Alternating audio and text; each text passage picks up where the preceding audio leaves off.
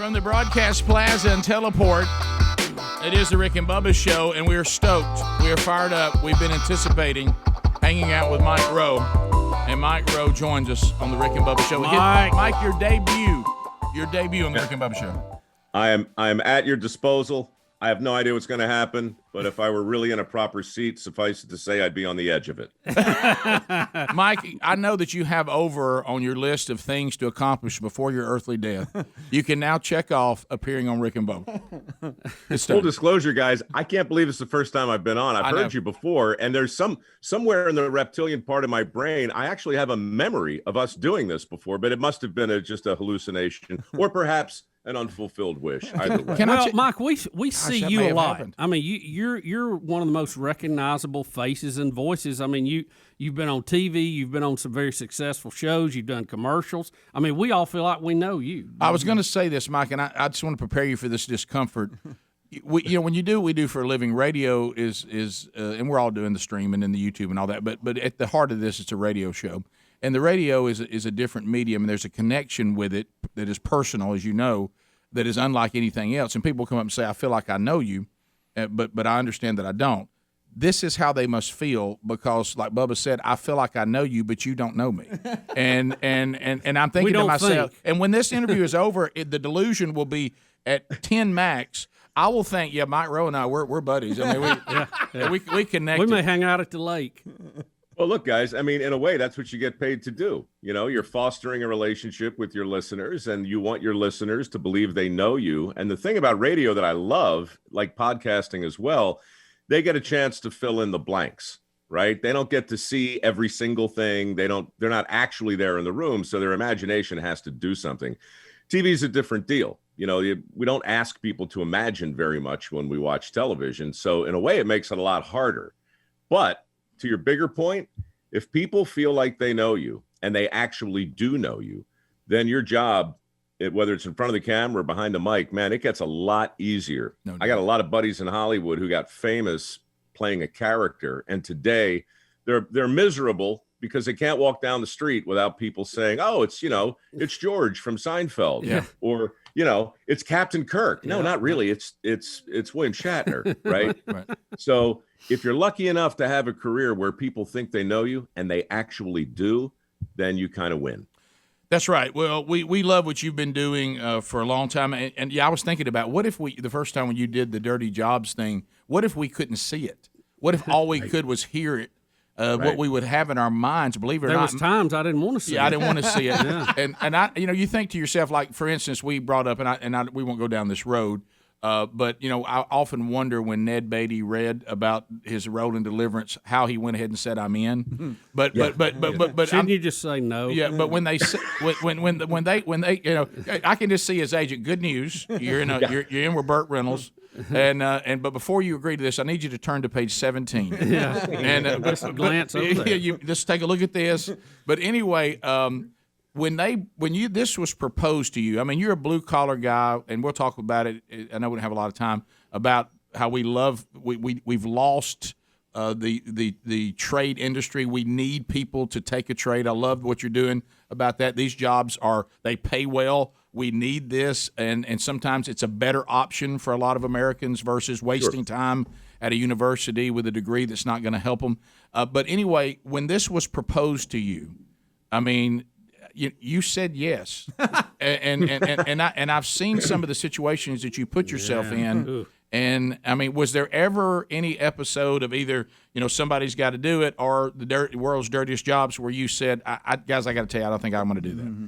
It's so much worse than what you're suggesting. It wasn't proposed to me.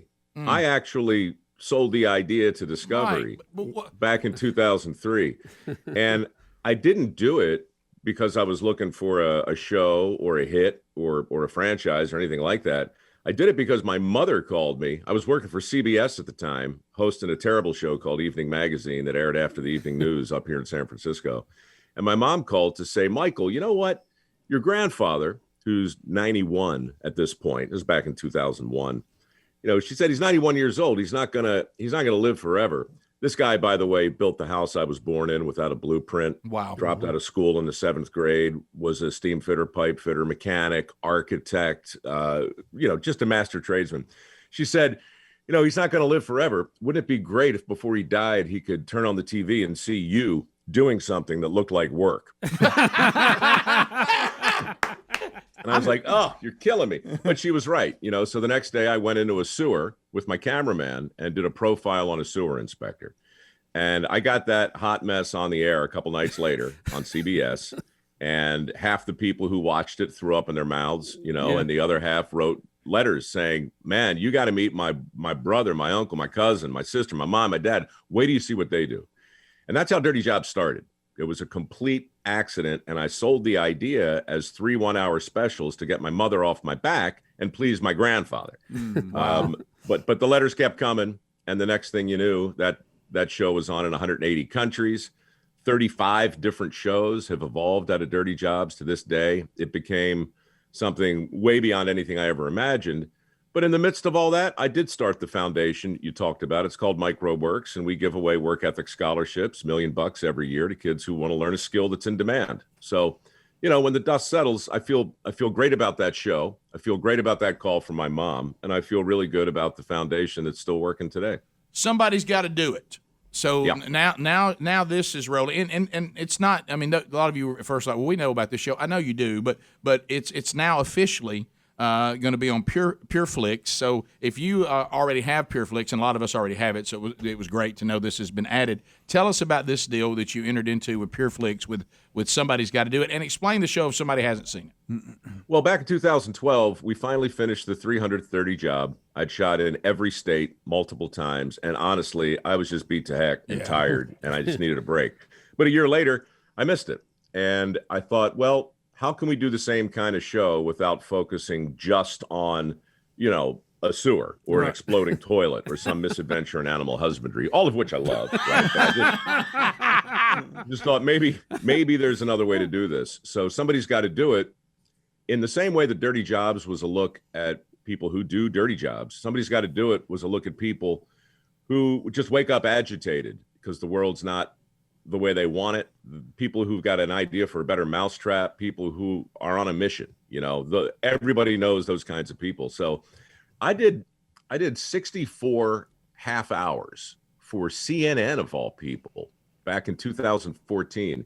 We didn't get along that great, but it was nice of them to order the show. Yeah. So they gave the show back to me, and I went ever since looking for homes for this show because I think it's every bit as good as Dirty Jobs. It's just a little different. Well, PureFix came along, we put them all together, and that's where they are now, the first 13 episodes anyway. So it's really gratifying after all these years, to see the show come back together in a place like PureFlix because people stop me every single day and say, is Dirty Jobs coming back? Where can we see Somebody's Got to Do It? It's very flattering, but I really haven't had good answers for them until this morning. So it's back. It's back. But PureFlix, it's so great too. I mean, so many times you think you have to weed through so many programs. You're like, man, why is this on? Why are we watching this? Is there a place I can go when I know what I'm watching? I'm not gonna have to look around in the room and go, I'm so sorry, I didn't know that was in there.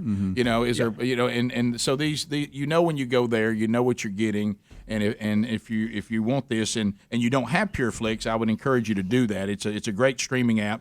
And if you want to find out more about what's going on with Mike and the podcast, which here we are, well, we're in the podcast world now. We are, man. And everybody's got to do one. Yeah, man.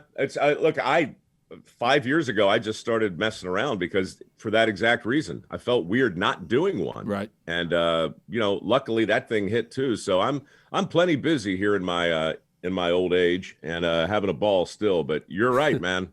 If you're bored with the industry, stick around. It'll change tomorrow.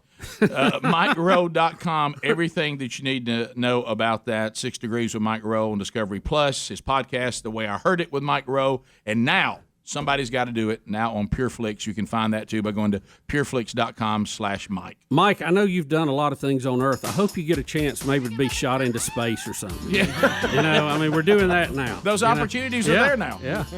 Well, at the risk of it happening, somebody's got to do it. Right?